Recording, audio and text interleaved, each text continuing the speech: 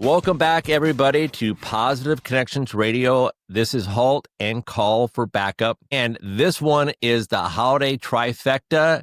And once again, we have the amazing, talented tiller truck captain, Trevor Flores. Trevor, welcome to Positive Connections Radio and HALT and Call for Backup. Glad you're here. Thank you. And thanks for having me back. I'm honored to be here amongst legends like you and Jim. So thank you. I'm excited for this episode because the timing couldn't be more perfect. Awesome. Yeah, it's before Thanksgiving, Christmas, and then New Year's. And this could be a really hard time for anybody going through it. The seasons change. It gets colder outside. We think that it's going to be like a cozy time and a loving time. But there's a lot of us that are dealing with a lot of different things throughout our life and our careers. And especially like being a firefighter or a cop, that we've seen how the seasons have looked for us. And it's been a lot different with the things that we have to do. A lot of us have to work through the holidays while our family's at home. And we're going to go over this stuff right now. I'm going to turn it over to Jim. Jim, how's it going, man? It's going great. And thanks for having us show again, Mike, and Trevor, welcome again. And to our listeners and our viewers, thanks for being here. This is the annual Holiday Trifecta episode. Like Mike was saying, we're going to get into navigating Thanksgiving, Christmas, and New Year's from a clinical perspective, but also from a first responder perspective. And speaking of that, let's get Trevor in here for a quick second. Trevor, introduce yourself again. Tell us your background and history, and then we'll dive into some of like real life experiences that all of us have had from the seat of our first responder careers. Trevor, jump in. Tell everybody about you, your career. I know you're a captain paramedic, and you're also Trevor. Let me say this: Trevor is one of the rare ones. And when we discovered each other, man, I latched onto him because he's the first therapist and active duty firefighter, captain paramedic that I've ever met before that's doing both at the same time. So Trevor, jump on in, brother. Amazing. Yeah, thanks. I got my bachelor's degree in psychology 1997, so that'll give you an idea about my age. And then I went into the fire service, been there for 25 years. When the fire service got serious about mental wellness and peer support, I started to get more involved. And then eventually, and you guys have talked about it on your episodes before, it seemed like the best clinicians that we were sending our people to were either clinicians that dedicated themselves to only working with first responders, or were, what I like to call the former law enforcement, former military. And so I didn't meet any former first responders, firefighters. So talked to Jim, talked to Dr. Odom at FRW, talked to David Bond at Focus, and they really helped guide me down the path of going back to school, getting my master's, and becoming a clinician. I currently work for TCTI, the Counseling Team International, and I'm still active duty. I will retire at some point, but right now I'm able to balance both, and it's really a unique world to be able to still be active duty and be seeing clients on my days off. And I love it. I love my clientele. I love still being on the job. So that's what brings me here with you guys today. I love that. How is that, Trevor? I mean, going back to that too. So you're working for the fire service still, and you are working in recovery as a therapist. How is that going back to the department? Do you have people coming to you and asking you questions about that too? Because I know the fire service is very similar to the police service, where the stigma is so thick that a lot of us don't want to ask for help. Do you think it makes it a little bit more easier now that you're doing both at the same time to open up the door for others? Yeah, it has been good. So I do have about 3 other firefighters I know right now that are going down the same path I am. And I'm thrilled. I do everything I can. And anybody that wants to get a hold of me, that's a firefighter or first responder that wants to go down the same route, please contact me. I'll give my cell phone and everything at the end. But yes, and I think they're seeing the value in doing this. And, as first responders, you guys know, being able to handle so many different people and the skill sets you get with communication, that's a lot of what good therapy is, being able to listen and communicate with somebody else, along with all the other, diagnostics and some of the interventions that we learn. So I feel like first responders are kind of, pre-built to be able to go into a career as a clinician or, work in the field of recovery like you do, Mike. And I think I'm preaching to the choir. I think you guys feel the same way. Oh, absolutely. And, it's really a great topic to discuss. When I first went down this road after 9/11 hit and I decided to go back to school and get my master's in clinical psych and get my licensure, I couldn't find anybody that was trying to become a therapist and specializing in working with first responders. Through the course of time, I have. Back when I was going to school, I ran into one guy that was actually at 9/11 in New York, who had become a therapist as a result of that. And then also there was a person up in the northern Orange County, Los Angeles area.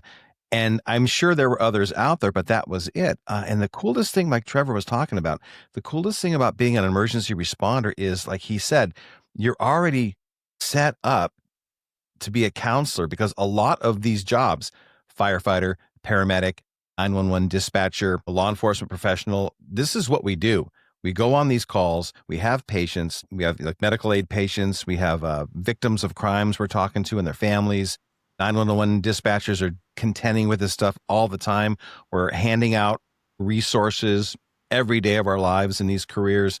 And so we already have an amazing amount of street credibility to become therapists. And just like Trevor was talking about, I am always on the lookout for somebody who wants to retire and try on this new career. Or sometimes what this career does, being a therapist, being a counselor, gives people the light of hope when their career is slowing down. You know how it goes. A lot of people retire and they don't know what to do next. This is what you can do next. You can take all those skill sets and get some more education and do what we're doing. Or if you have to medically retire and you're not ready to retire, you can go into this career as well. And then some people, they have some issues with their career and they have to leave early. You can jump in and do this one. Take all those experiences you learned, the roads you went down that weren't so great that led you to losing your career, and now helping people on this end of it.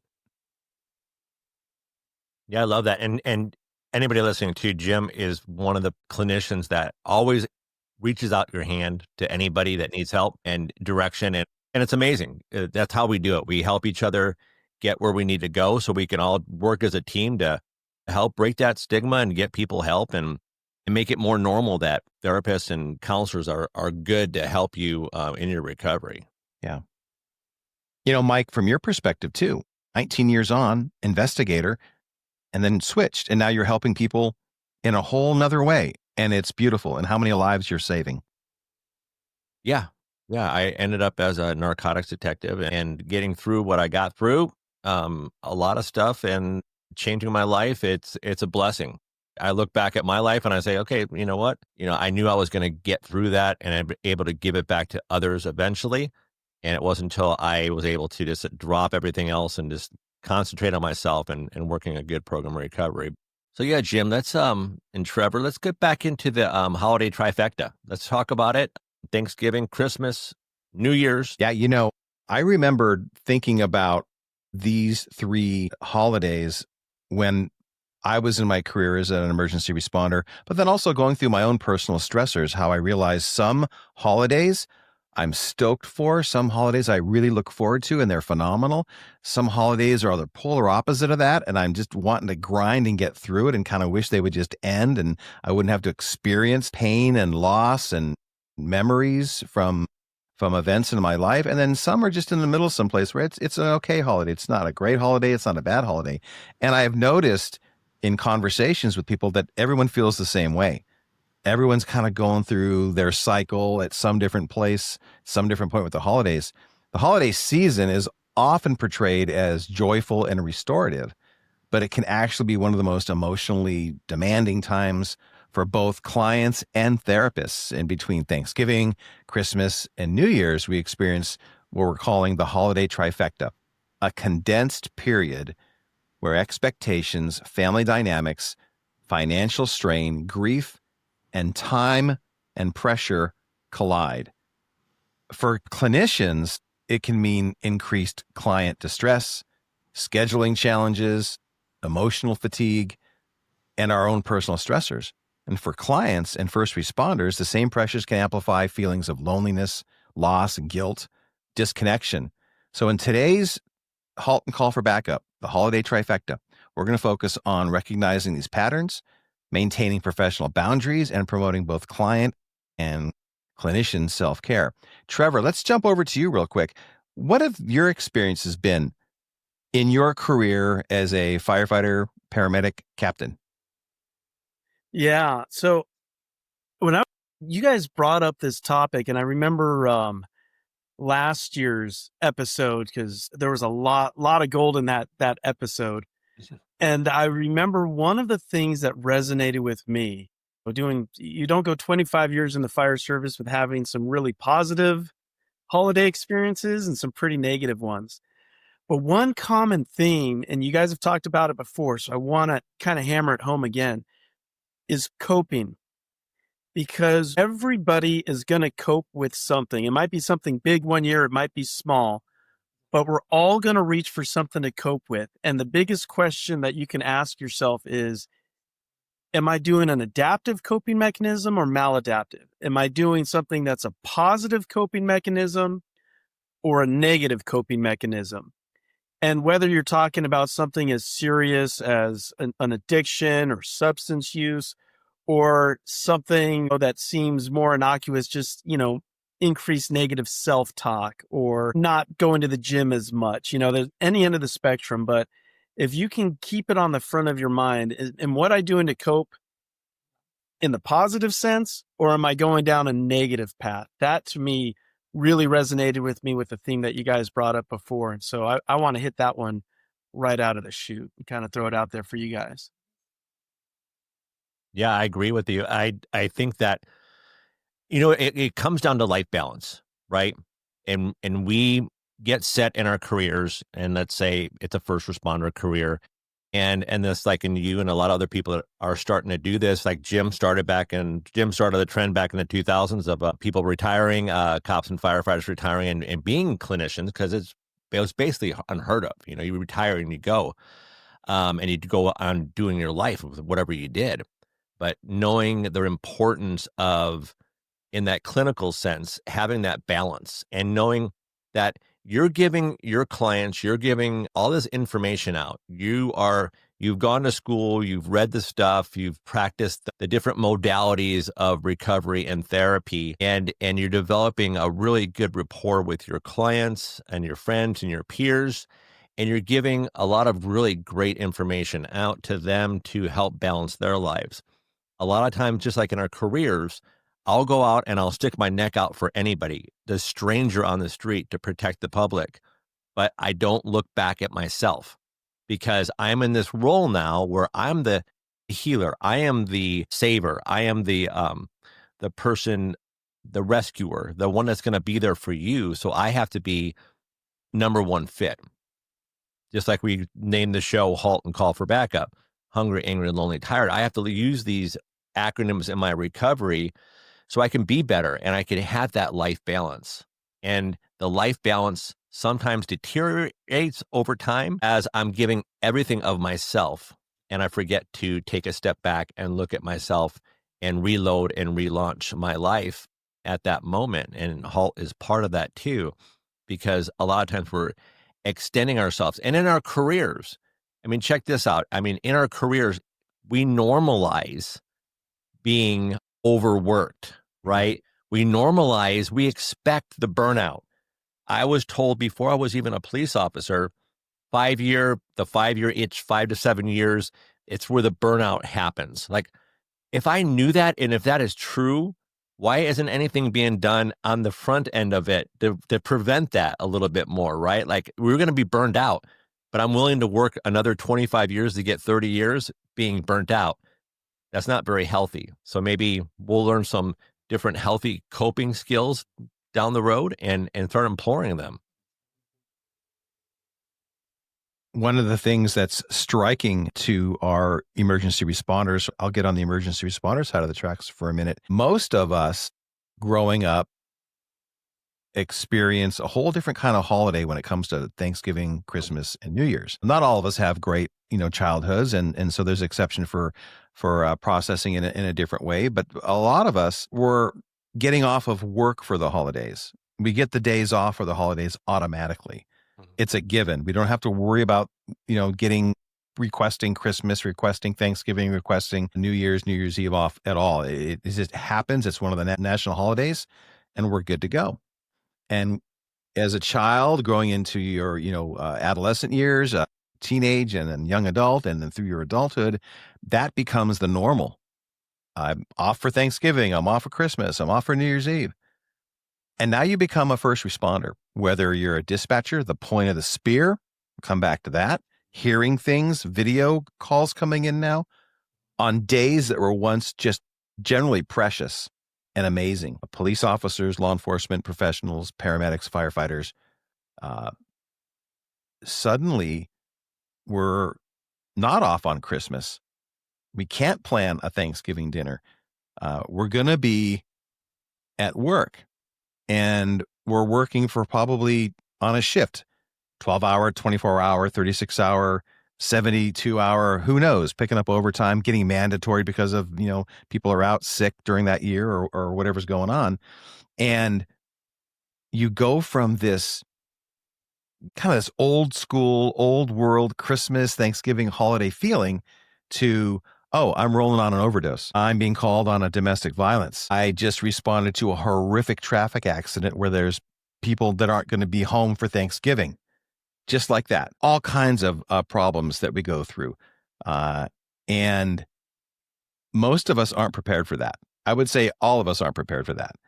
It just switches from, I just was getting ready to go for Christmas Eve. Now what? I'm in the middle of the blood. I'm in the middle of a horrible experience where loved ones are screaming for their dead loved ones. How do you prepare for that? And then how do you respond to that? I think that speaks a lot to what Mike was talking about, in that we don't put our folks through any sort of training. We don't. I mean, for a lot of folks, what you just said, Jim, is going to be the first time they hear that and have that thought of, oh yeah, now that I'm a first responder, or I've been a first responder for a little while, you're right. The holidays do take on a different flavor, and so it's not just the regular in and out stress of a traditional holiday. And as the years go by, we start adding all these extra weights that are associated with the season that aren't there before. So, we can be dealing with the stressors of our own families and the own things that come with the regular holidays. And now there's this whole added layer of what the job brings to it. And if you don't have an awareness level that these burdens and responsibilities are weighing on you, you're never going to know that you should take some sort of action to do it. So I think, talking of tools and interventions, one of the first ones is having that awareness level and realizing this new normal isn't normal. And these new feelings that are coming up, they might be ambivalence. It might be turning up the volume a little bit on grief.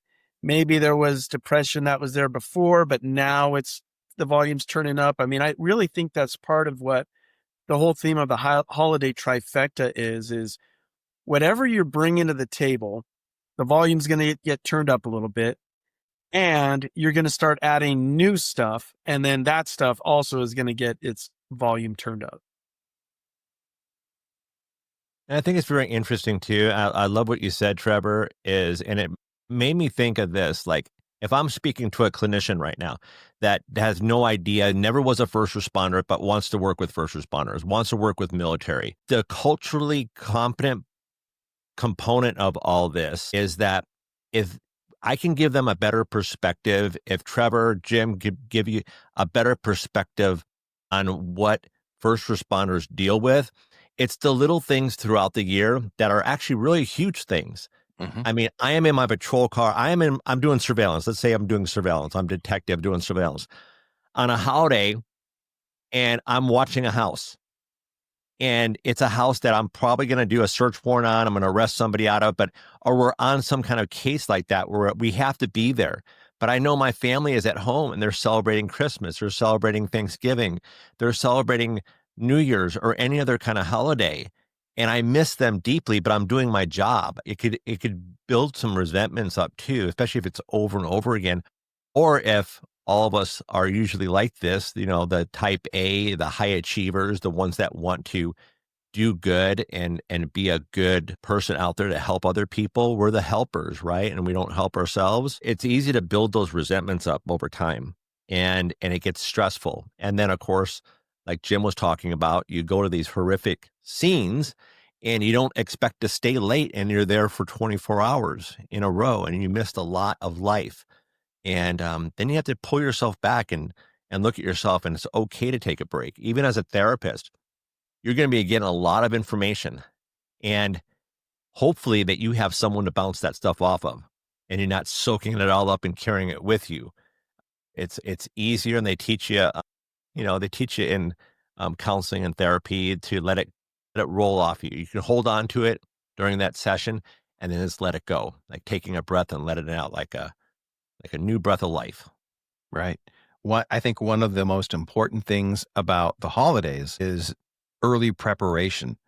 I remember when I was younger, growing up as a kid, it was a different experience when my mom would go to the local butcher shop to make sure she ordered the turkey a month in advance because they were going to run out of turkeys. I mean, believe it or not, that's what we experienced. And maybe some of you experienced that too. Now I think you can get them year round, but it was a thing. And it was very important for my mom to make sure she went to the local butcher, got the choice turkey that she wanted and had it set aside. And then she would go pick it up, still frozen, like a week before, so she could start prepping it.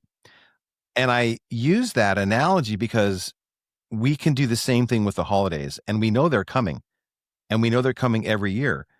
And to not wait until the day before Thanksgiving to prepare for Thanksgiving, to not wait before the week before Christmas to prepare for what are you going to do on Christmas, and ditto for New Year's Eve, New Year's Day.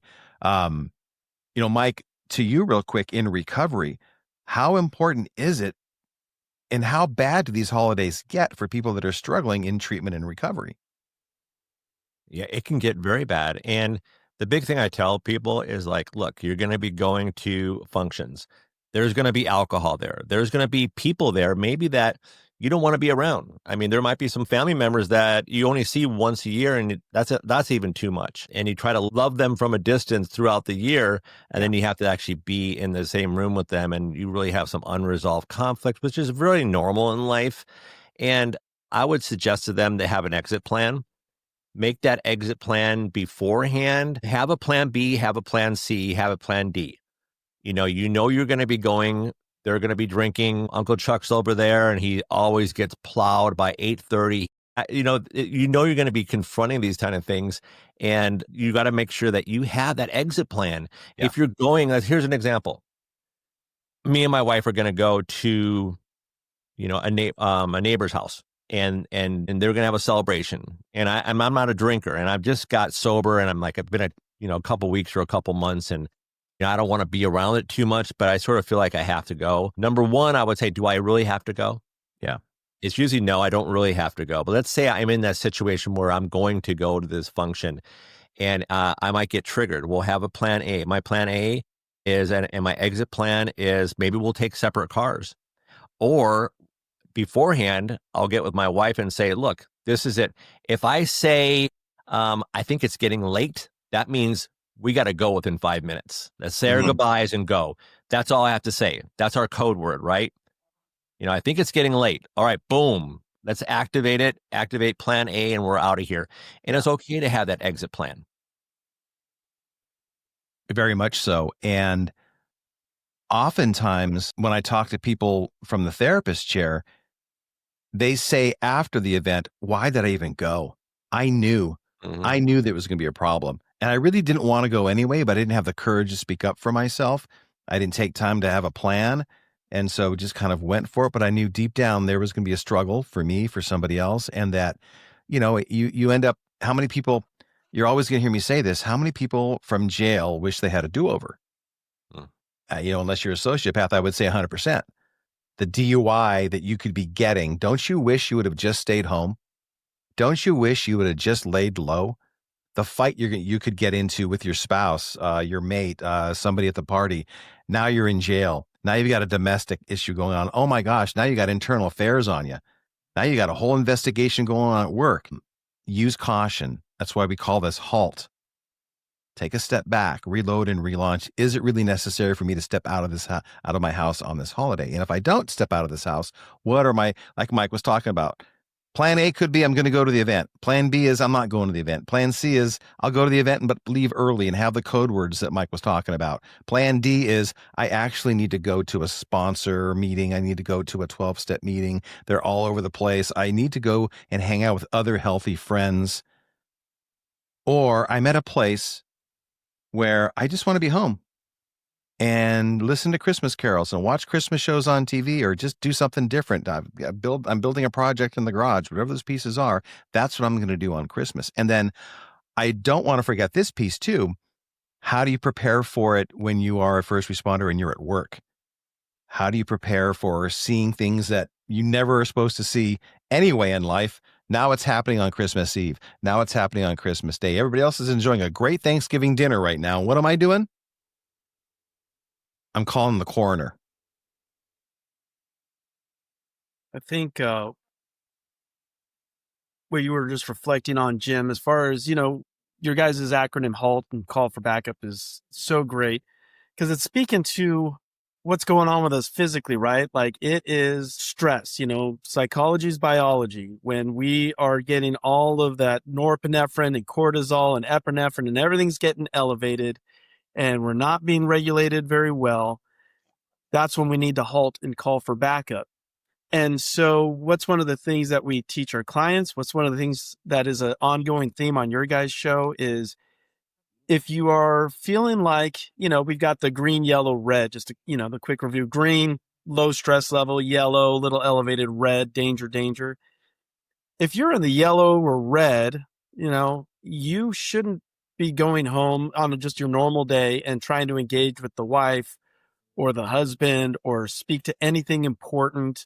You want to wait till those things come down. Well, you can say the same thing about the holidays, which is, if we have some sort of family obligation commitment that we really feel like we need to be at least make an agreement with yourself, make an agreement with your significant other, that you're not going to go while you're still in the yellow and red. Because what it realistically looks like is, typically, like in the fire service, you work 24-hour shifts. You might be off Christmas Day, but you work Christmas Eve. You might be off New Year's Day, but you work New Year's Eve. What happened in that shift before?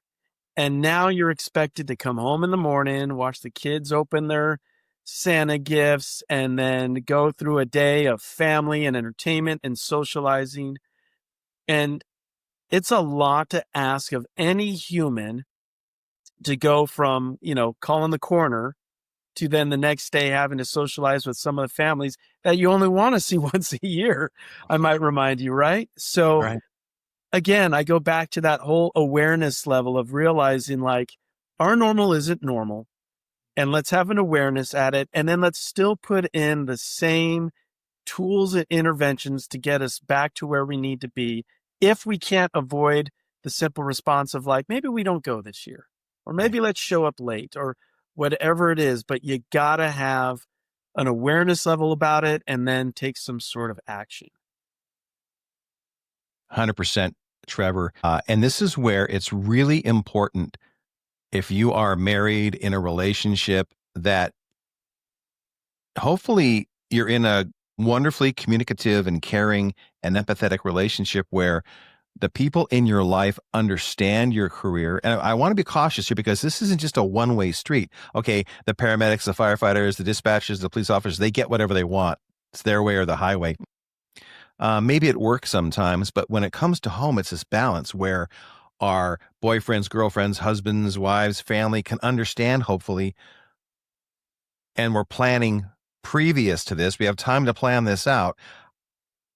What is it going to be like on Christmas Eve for you at work? What is it going to be like on Christmas Day for you at work? Are you going to be home? Are you going to be away? And then what are you going to need to get through that on your own?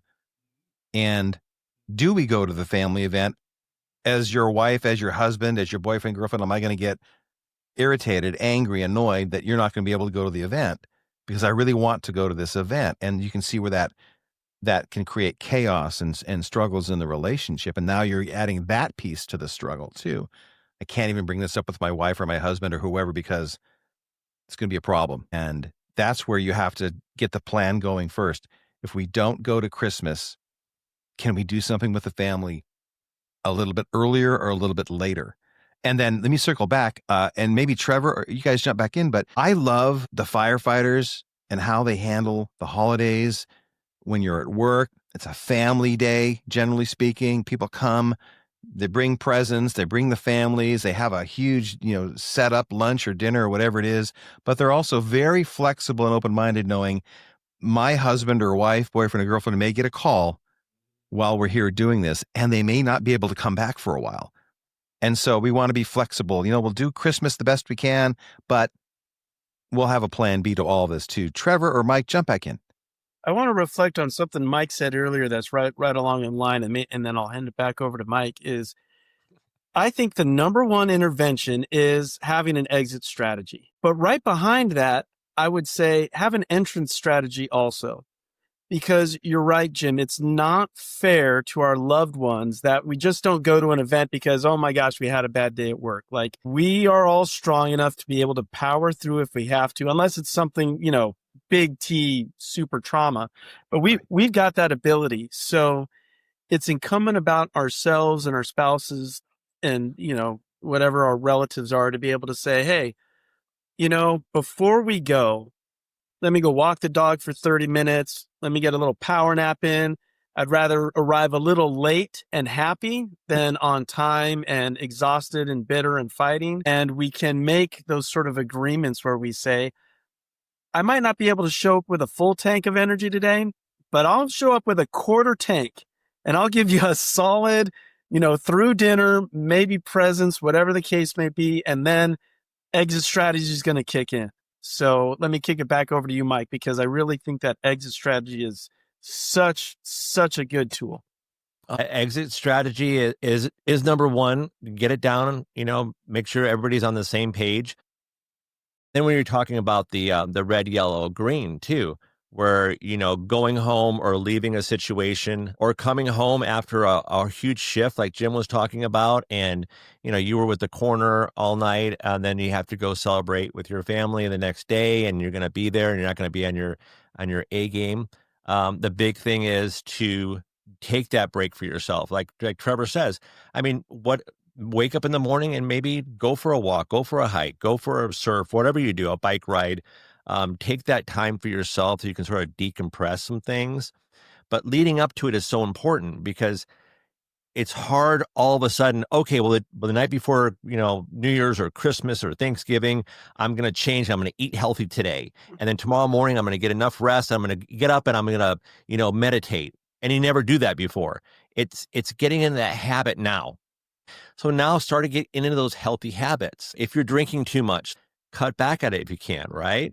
Of course, if you have an alcohol issue, give me a call. But if you admit that, but if you're able to start now in healthier habits, and you could start tonight, you can start today, not putting it off to the future, and start your exit plan now. And how the holiday is going to look like, what's going to happen in 2 weeks in Thanksgiving, and Christmas is coming up. The same thing happens every year, and we keep changing. Well, what's my New Year's resolution? I don't know. I never keep them anyway. Right? What's next year going to look like? Better than this year? What about right now in the present? What's right now looking like? Forget about the future. Forget about the past. Focus on the present. And I think another thing is, if you're able to decompress things too, another great acronym is WAIT. WAIT. Why am I talking?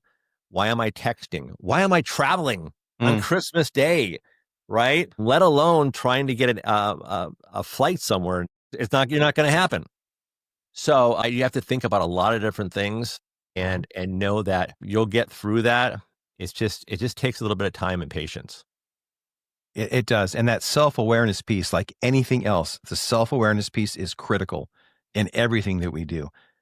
What are you aware of in your own personality? One of the things, like, this could be the best year ever to cancel your holiday plans because you just can't get a flight, or if you do have the flight, maybe you could use that to your advantage. I can't get there, got canceled, the airport's not opened up, whatever you need to do. And then we can start building on some healthy boundaries where you can have more courage to just tell people, I'm having a vision problem. What do you mean? I just can't see coming over.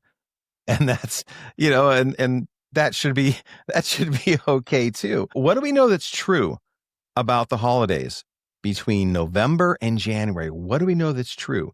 Increase in relapse rates, ER visits, and substance-related incidents between November and January. So we know that's going to happen. That it's coming our way. Do you hear the train? It's on its way, and it's not going to hop the rails. It's coming. Suicide risks spike for clients, especially with co-occurring mood disorders. And you compound stress and grief and isolation. Hell, you could be not having any kind of anxiety or depression, and you contend with what we do as first responders, and you get compounded by stress, grief, and isolation, and that can be the trigger right there. And then clients in early recovery, or those who have previous relapse histories like Mike was talking about, you're particularly vulnerable, and you know it. So what are you doing? And on those healthy coping mechanisms, one thing we haven't mentioned yet is you got to have a support system. Yes. You got to have, as Jim likes to say, some sort of wolf pack, even if it's a wolf pack of one. And it's hard for first responders, like Mike was talking to earlier, we're the heroes. We fix things. We rescue everybody. But, now that we know that this holiday trifecta is going to increase all of these emotions, all of these issues, all of these challenges, now's the time to really dig into your support system. Maybe, for some people it's church and they kind of slid out. Maybe now's the time to kind of start going back if that was working for you. If Jim was, and some friends there were part of your support system and you stopped going for a little bit, maybe now's the time to start going back. Maybe there's that one friend that you don't even work with who, if you call, they pick up the phone. Maybe reconnect, drop your ego a little and go, hey, this holiday season, I'm anticipating some rough stuff. And I just wanted to touch base with you. They'll be there for you. And the last one, because this one will lead right into Mike. If you're in recovery and all of a sudden you stopped going to your AA meetings or whatever your meetings were, maybe now's the signal that this is the time to get right back into it.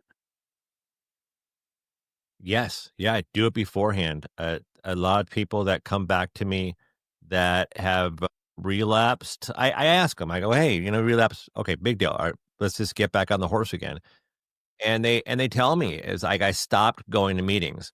I stopped calling my support group. I stopped calling my friends that support me. The ones that call me on my bullshit, I got tired of that. I stopped, changing my routine. I stopped journaling. I stopped thinking about positive stuff. I got so caught up in work. And it is tough because there's meetings. I mean, you're talking about recovery meetings. All right. There's meetings all over the place. And they're 24-hour meetings. Like every hour there's a new meeting. Anytime during the day you can go. Anytime you need help, anytime that you feel like drinking or doing the things that you did before. As a community, it's a community. Some of us are alone on the holidays. Some of us are older and we don't have many family members available to celebrate with us. And it's tough being alone during the holidays. Suicide rates are up. Talk about that.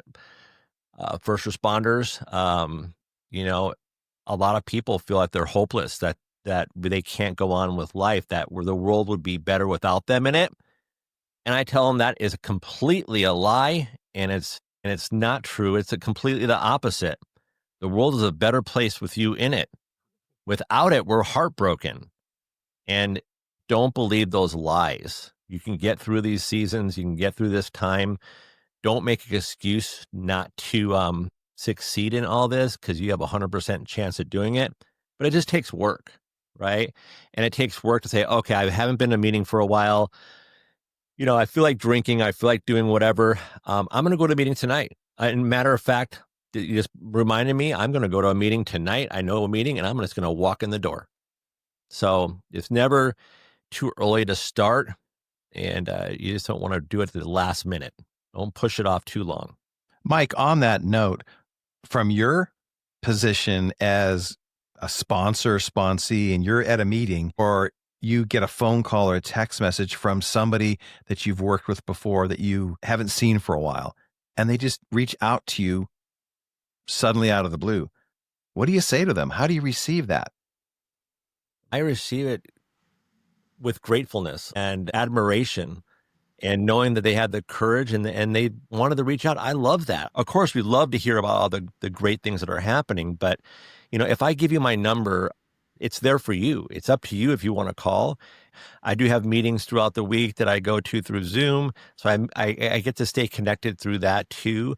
But it's always nice to get a phone call. And it's always great to see someone. And then it's been a couple of years and they pop into FRW and they're alumni. I'm like, oh my God. I don't even recognize them sometimes. Like, you look like are you a client currently, or are you like from 2 years ago? Yeah. And it's just a great feeling that they are actually getting recovery, and maybe something you said helped them along. Sometimes when you hear that, that's great. It's great for my ego, right? Whatever I said, but I don't do it with the intent to get any praise. I do it because it helped me. And hopefully they get a little bit from everybody, a little bit from Jim, a little bit from Trevor, where you're getting these little concepts in your head and you're thinking, wow, I can incorporate this in my life, in my recovery. And I could maybe be a better person. But yeah, I love getting those calls or those texts or seeing people I haven't seen for a long time. And even especially when they've fallen and they've gotten back up and they reached out their hand. Yeah. Like we said, you reach out your hand and you got 5 hands pulling you back out of that hole. But we're not gonna tug you along and carry you. You have to start walk with us. Yeah. But your arms are open and your hands are open. And the reason why I asked that question was because I had a client just yesterday say to me, I've been meaning to get back in touch with my sponsor, but I'm struggling. And I'm like, what's the struggle? And he goes, I'm embarrassed. I should have kept going. I've stopped. And it's going to be really hard for me to tell him that. And I said, well, how would he receive that information? And he goes, every time I've done this, so this is a track record, he always says, I'm so glad to see you. And we just pick back up where we left off. And it's amazing. So I go, so what's stopping you?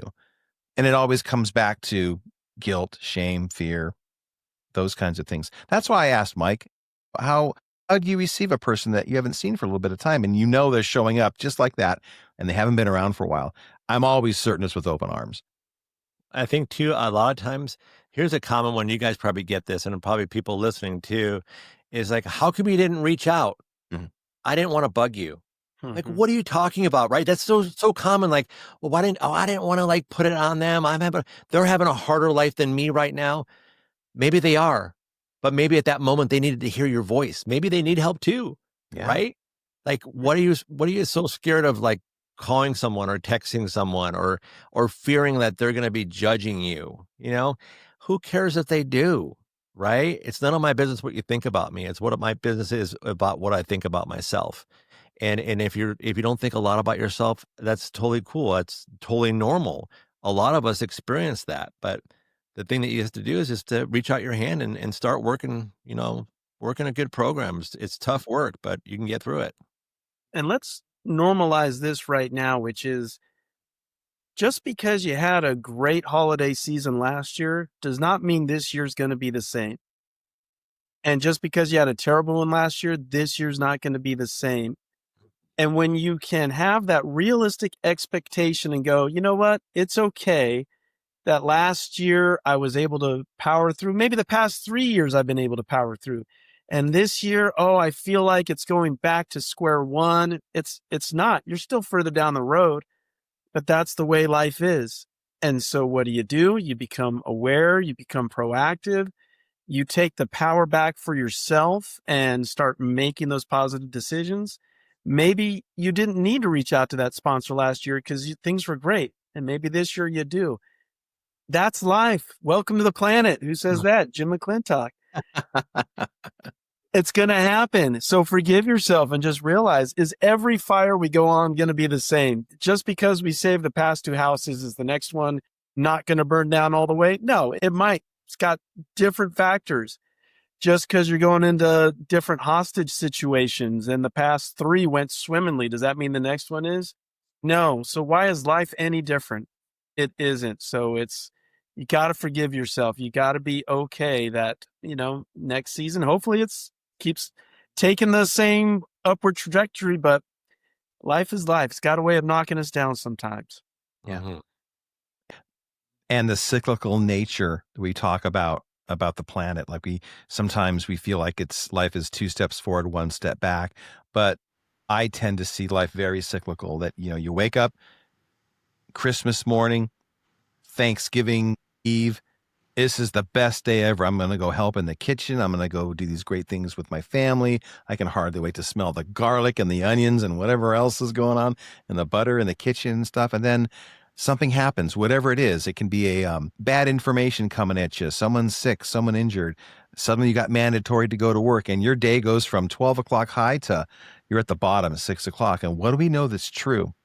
You don't have to do a damn thing except breathe deep, both nostrils. Eventually, you'll be back on top of the world. And we do this every day of every week of every year of our lifetime. We have seasons when we're on top and we think, I never want to feel this again.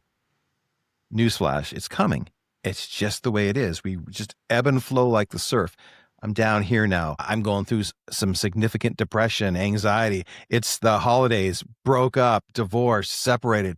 Let's just start there. And you can feel that hit your spirit pretty deep through, because all of us have gone through some kind of a breakup or a tragic event during the holidays. So we know, oh, that doesn't feel good. But what do we know that's true?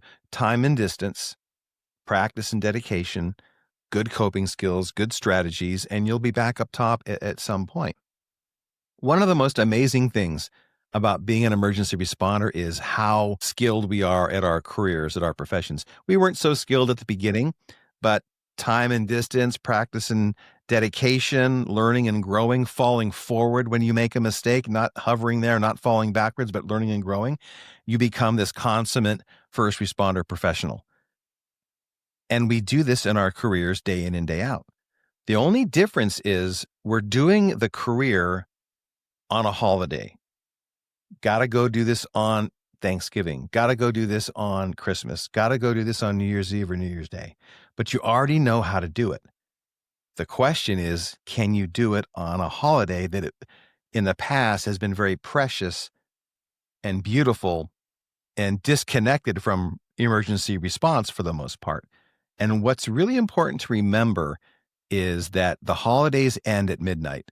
And I've said it before on other holiday trifectas, and it's, I think, really important to remember that the stress comes off at midnight. When the holiday ends, have you guys felt like that? You breathe again. It's like, even if you're having a great holiday, it's like, hey, whew, that was cooking. Yeah, I agree with that 100%. Yeah, it's over. When it's over, all that stress leading up to it's gone. It's behind you until next year. Hey, Trevor, what are you planning on doing with your career and in your new career at the same time this holiday season coming up? Yeah, so this year I'm lucky because I'm off during Thanksgiving, so we'll have the whole family in town. My oldest is already graduated college and working in Arizona. I think he's going to come out for the week. My youngest, who's still in college down here and taking EMT classes, so it'll be nice because we'll have a full house for a good week. But I work Christmas Day this year. And I already know I'm probably not going to get it off. And so like I've done, it seems like I work half the Christmases or Christmas Eve. So I've got a very tight crew. It's a triple house.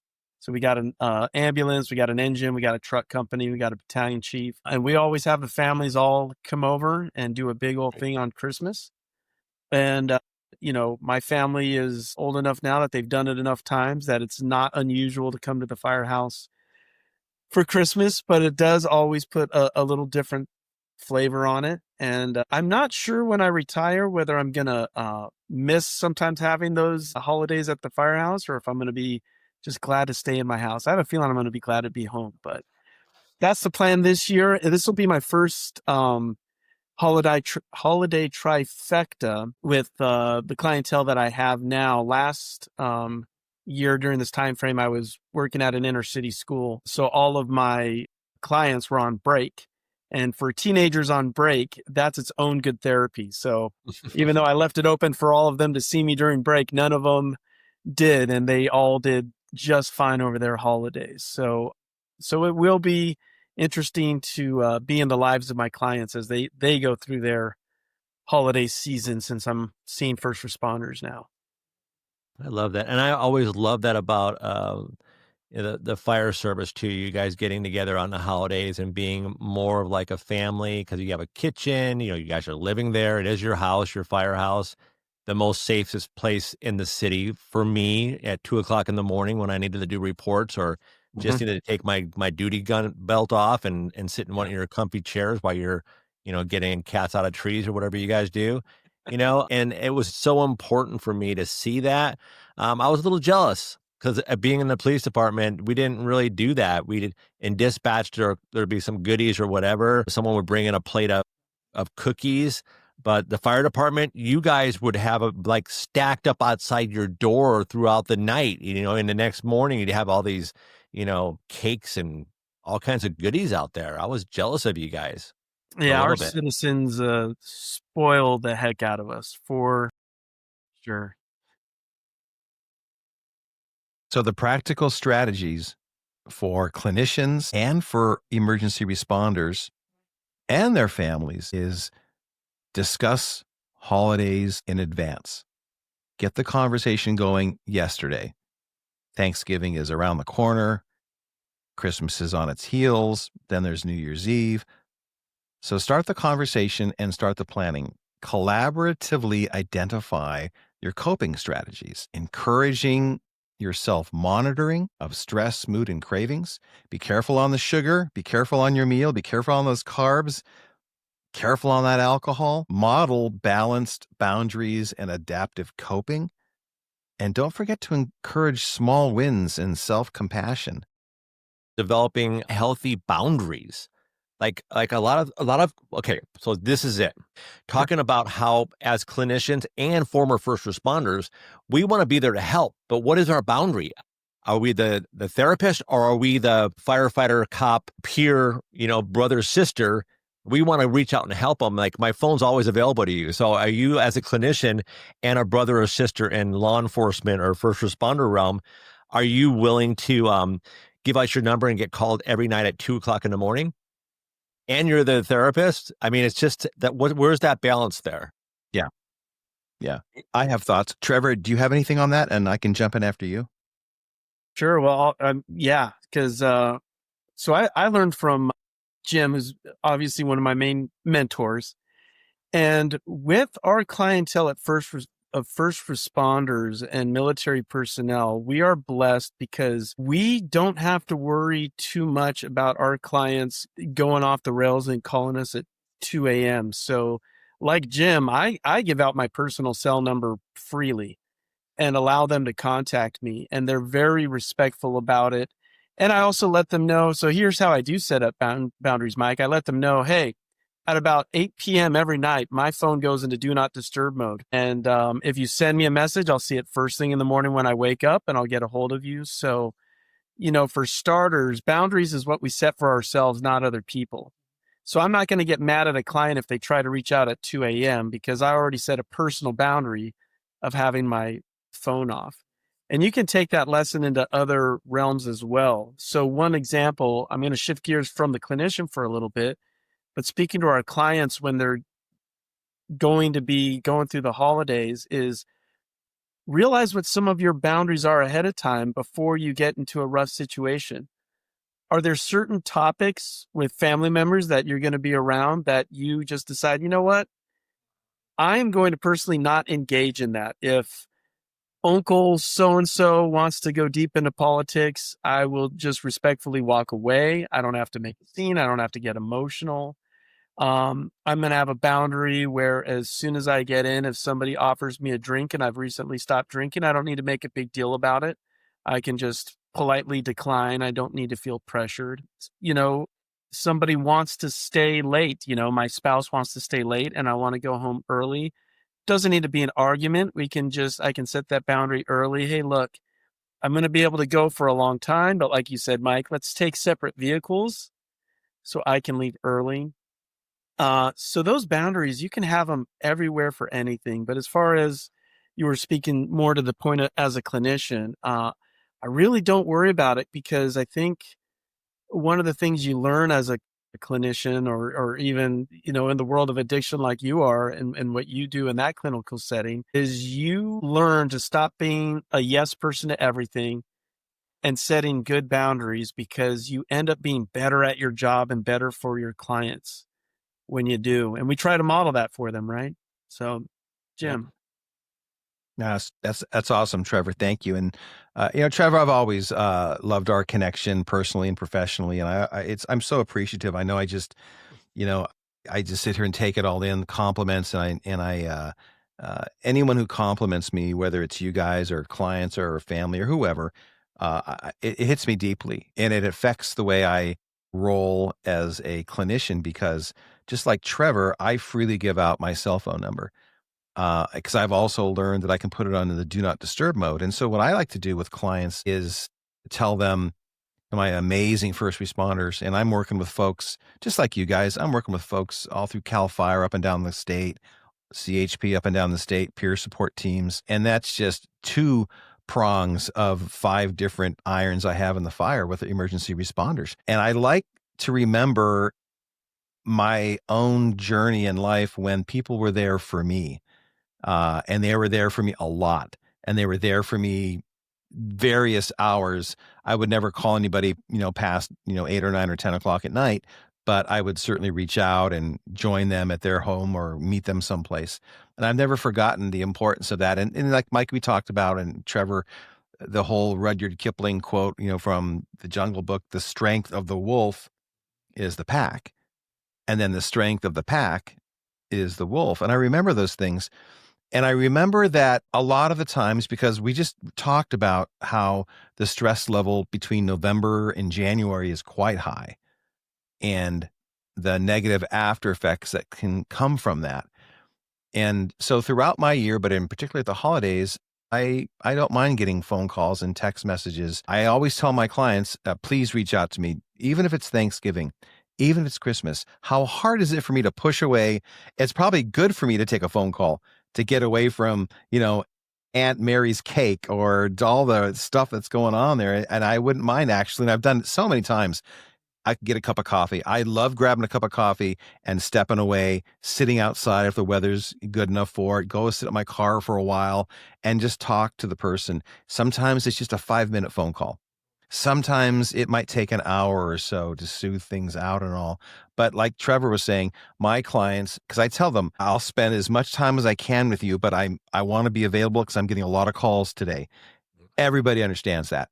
And what I don't want them to do is not call me. Like Trevor was saying, don't not text me. I don't care if it's a holiday. How hard is it for me? Are you kidding me? How many people, I'm not into gaming and stuff, but how many people are on video all day long on their days off? Just enjoying their video games and stuff. So how hard is that for me to check on something, But like Trevor's saying, everyone respects my boundaries, and they all know that I'm going to go on Do Not Disturb from 10 o'clock at night till, 10 o'clock in the morning, and I'll turn my phone on at some point and get caught up to speed with everything. But then also, like Mike was talking about, have your wolf pack, have other people you can lean on as well. And get that connection going and keep that connection going. That's how I handle things with my clients, and everyone's been super respectful of that. That's good. And those are really good points too. And I'm just so grateful that I get a chance to, not only know you guys and work with you and love you, man, but work with first responders on a daily, and to know that they're working on themselves. They're getting vulnerable for the first time. And I get to experience this all the time, where I see them actually dig deep into really the hard things. And I deal with a lot of first responders that have been through some serious trauma at work, losing their partners, the woulda, coulda, shouldas, the making mistakes, blaming themselves, all that kind of stuff, the shame and the guilt that we hold from childhood sometimes. And then, of course, the addictions too, that a lot of times take the place of actually dealing with the pain. But I am impressed. It keeps me going.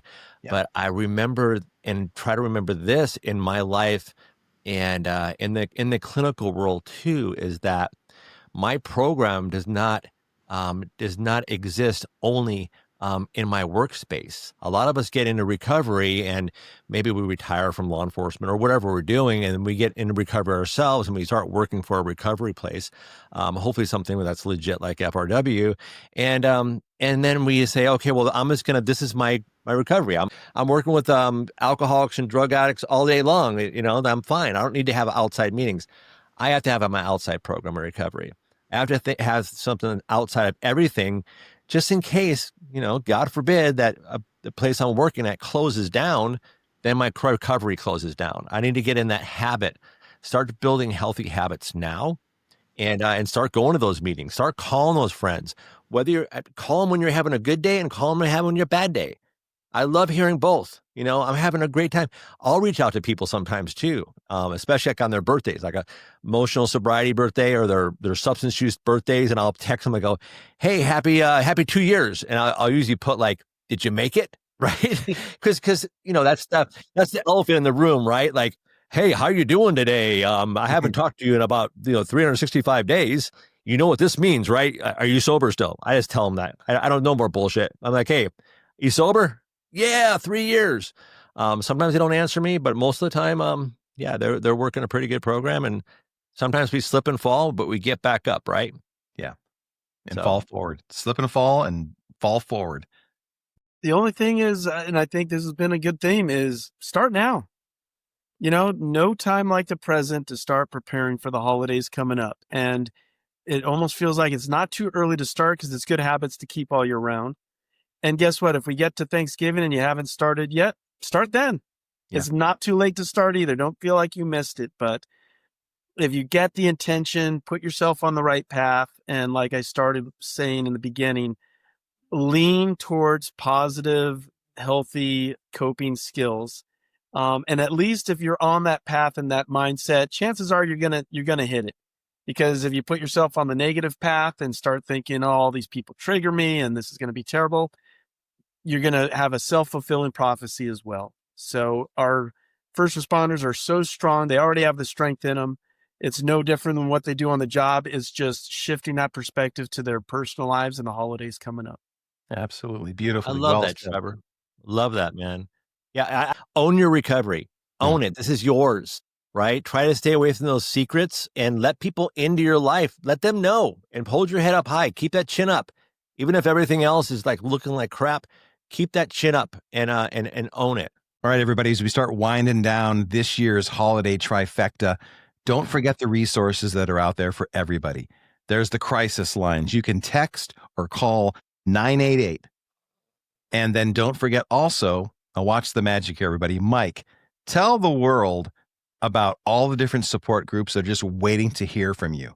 Well, thank you so much, Jim. I'm going to tell everybody what's going on. If you don't know it, if you're afraid to even look into it, check it out. Look, everybody knows about AA, Alcoholics Anonymous, 12-step program. There's over 250 subsets of the 12-step program. We recently started doing the secular version of the 12 steps. So if God or religion or anything bothers you, work those steps 1 through 12. That's a great place to start. Chat it, Google it if you guys still Google out there. Look at that. But we've got 12-step recovery. It works really well. We have Celebrate Recovery. If you're into church, they have it inside church too. Look into that.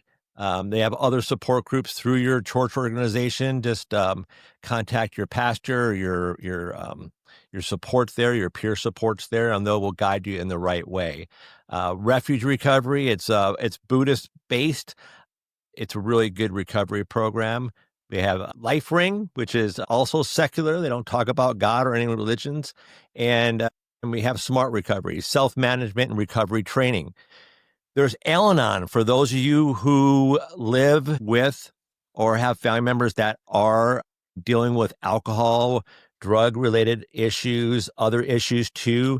It teaches you, it helps you develop positive coping tools to deal with living with that person and understanding them and setting healthy boundaries and knowing about codependency and what does that look like to you. So there's a lot of different things out there you can reach out for. Codependence Anonymous, check it out. There's lots of help out there. The biggest obstacle for a lot of us to go and get help is the fear of the unknown and the fear of like not even trying to do it because it's not for you. Maybe it's not for you, but eventually you might find out that it is for you, or you'll know either way that it is or isn't. But it's just like getting a therapist. A lot of us don't want to get I don't need a therapist. I'm fine. I'm good. Oh yeah, you're really good right now, right? I'm not afraid to get a therapist. Reach out, reach out to one of us. We'll help guide you to get a proper therapist. And if that person doesn't work out, don't give up. If that meeting doesn't work out, don't give up. Go to another meeting, right? A lot of the first responders, we used to talk about breaking the therapist. I broke my therapist. They were crying. They kicked me out of the office, or whatever story we make up. But we never go back to find one that actually matches us. And if your therapist pisses you off and grabs down something deep that you don't want to talk about and you want to run out the door, stay put. Change does not happen in comfort. Get through that moment.